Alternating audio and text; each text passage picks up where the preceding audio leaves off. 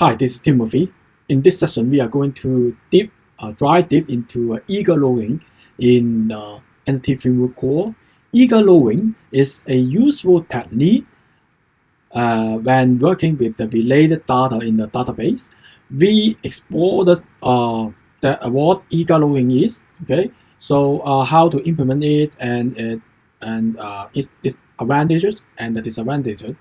So the eager loading. So about the eager loading in the entity core, we have to think is eager loading is one of three approaches used to load related data in the entity framework core. The other two approaches are lazy loading and explicitly loading. But today will focus on eager loading and implementation. So eager loading how to load the related entity with the main entity in one single query. So for example, imagine you have an employee entity and the employee detail entity. So when you are loading employees and eager loading allow you to also retrieve employee details in a single database queue. So this reduces the numbers of the database one trips. So improving performance and minimize network traffic. Okay, so so now you have a little bit concept about the eager loading. So actually, eager loading is a technique that load related entity along with the main entities in one go. Okay, so this is very useful in a sincere world where you know you will need the related data immediately, avoiding extra query later. So for example, if you querying employees and you know you will need the employee details, so eager loading will fetch both together.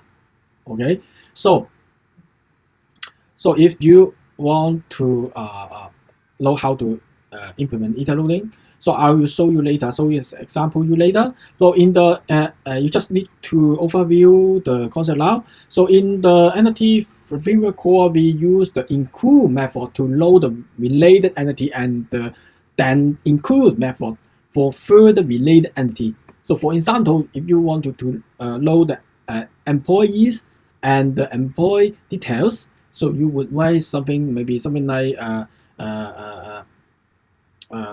the contains employee includes here, right? You can see here. So and then so I want to talk about the advantage of the eager loading. So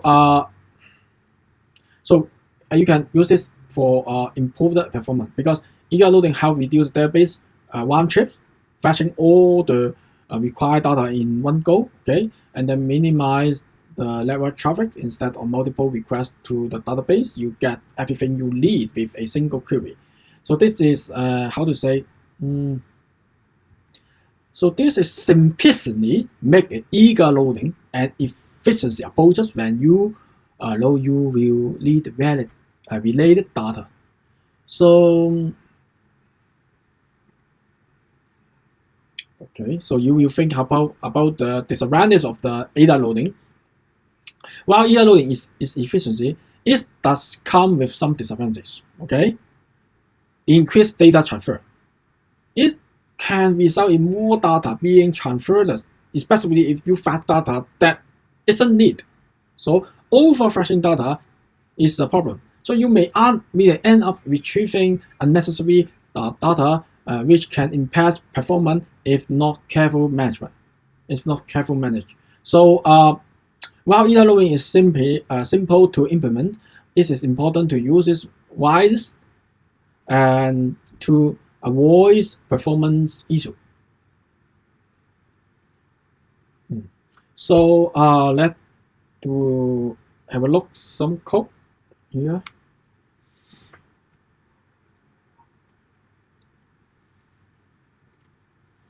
So the simple approaches to load the related data. I hope this session was useful. In our next session, we are going to understand once more approaches to load related data.